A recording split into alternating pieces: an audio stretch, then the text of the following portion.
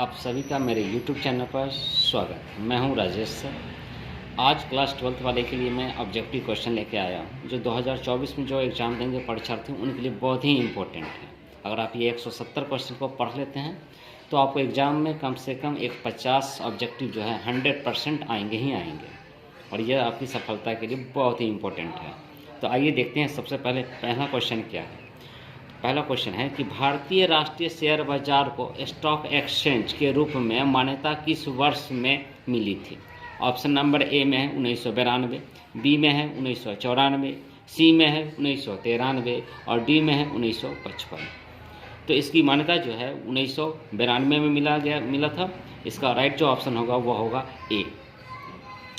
Second question है कि repo है, पहला है, इसको कहते हैं तो पुनर्खरीद समझौता, बी में है रिलायंस पेट्रोलियम, सी में है रीड एंड प्रोसेस, डी में है उपयुक्त में से कोई नहीं।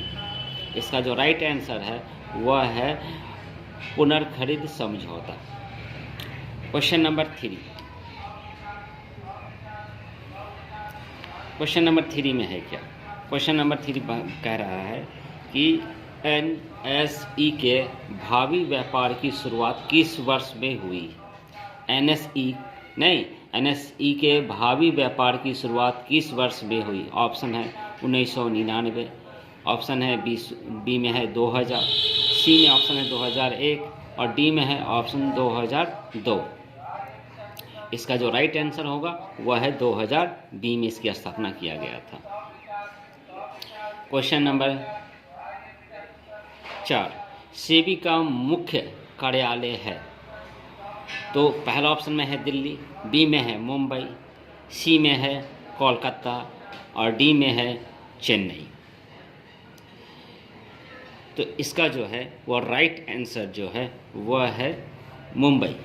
सेबी का मुख्यालय मुंबई में है, और ये जितने भी दिल्ली, कोलकाता और चेन्नई वो सब इनके रीजनल ऑफिस वहाँ पे हैं। क्वेश्चन नंबर 5, सेबी का क्षेत्रीय कार्यालय स्थित है।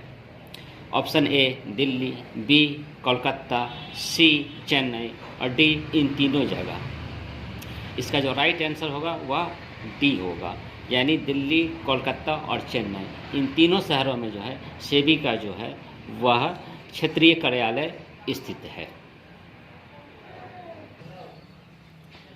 क्वेश्चन नंबर 6 में भारत में सबसे पहले स्कंद विपणि की स्थापना हुई थी।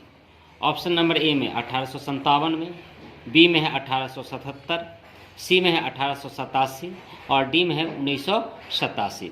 इसका जो राइट आंसर है वह है 1887 ईस्वी में भारत में पहले बार स्टॉक एक्सचेंज की स्थापना हुई थी। अगला क्वेश्चन है क्वेश्चन नंबर 7, विश्व में सबसे पहले स्कंद विपणि की स्थापना हुई थी। ऑप्शन ए में है दिल्ली, बी में है लंदन, सी में है अमेरिका, डी में है जापान। तो सबसे पहले विश्व में जो है वह स्थापना किया गया था लंदन में। इसका जो राइट आंसर होगा वह 7 का बी होगा, और क्वेश्चन नंबर 6 का जो राइट आंसर है वह क्या है, सी है। क्वेश्चन नंबर अब आता है 8 नंबर। वैधानिक रूप में सेबी की स्थापना हुई थी। कब हुआ था सेबी की स्थापना।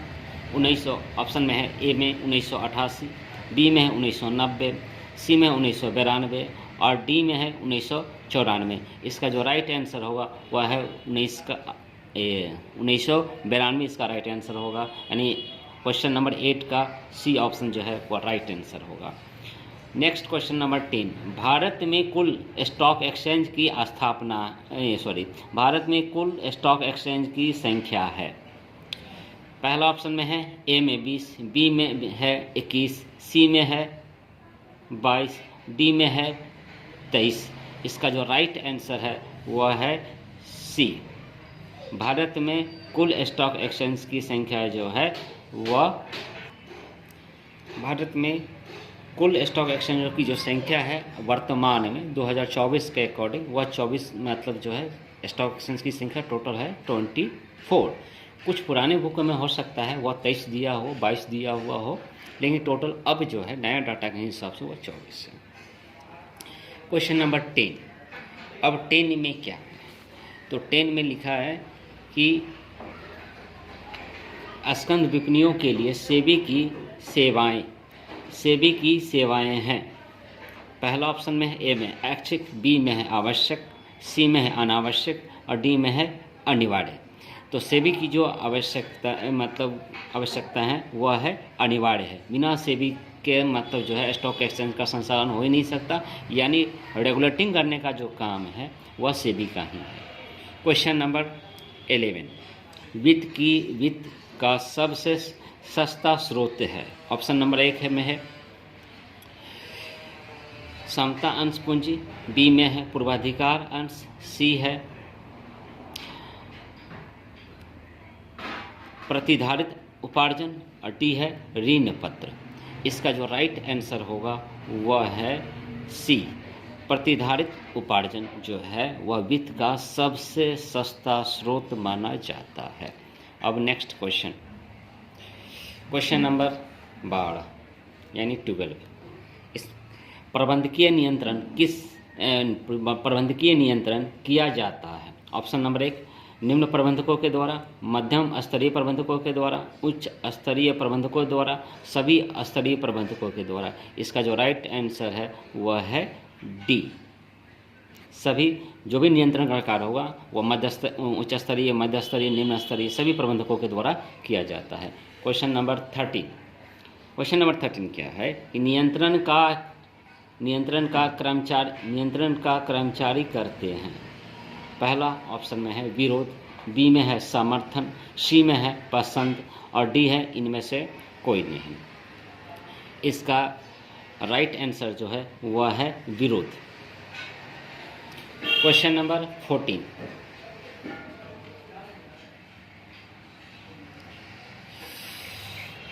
तो 14 क्या है? प्रभावी नियंत्रण है। पहला ऑप्शन में है स्थिर, बी में है निर्धारित, सी में है गत्यात्मक, डी में है इनमें से सभी। तो इसका जो राइट आंसर है वह है प्रभावी नियंत्रण जो होता है वह गत्यात्मक होता है, यानी 14 का क्या हो गया? सी। क्वेश्चन नंबर 14 यानी 15 नंबर, नियंत्रण प्रबंध का कार्य है। ऑप्शन है प्रथम, बी में है अंतिम, सी में है तृतीय, डी में है द्वितीय। इसका जो राइट आंसर है वह है बी, यानी नियंत्रण प्रबंध का सबसे अंतिम कार्य। क्वेश्चन नंबर 16 क्या है कि नियंत्रण प्रबंध का पहलू है। ऑप्शन में पहला नंबर है सैद्धांतिक, बी में है व्यवहारिक, सी में है मानसिक, डी में है भौतिक। तो इसका जो राइट आंसर है वह है व्यवहारिक, इसका जो है वह सही आंसर होगा। क्वेश्चन नंबर 17 यानी 17, अंगुरी लता है। पहला ऑप्शन में है औपचारिक संप्रेषण, बी में है संप्रेषण में बाधा, सी में है पार्श्वीय संप्रेषण और डी में है अनौपचारिक संप्रेषण। इसका जो राइट आंसर है वह है अनौपचारिक संप्रेषण। अब है क्वेश्चन नंबर 18 में क्या है? निम्न में से कौन सा निर्देशन का तत्व नहीं है? ध्यान रखना है, निम्न में से कौन सा निर्देशन का तत्व नहीं है? ऑप्शन है अभिप्रेरण, बी में है संप्रेषण, सी में है हस्तांतरण, डी में है परिवेक्षण। इसका जो राइट आंसर है वह है सी, हस्तांतरण जो है वह इसका निर्देशन का तत्व नहीं है। क्वेश्चन नंबर 19 यानी 19 में क्या है?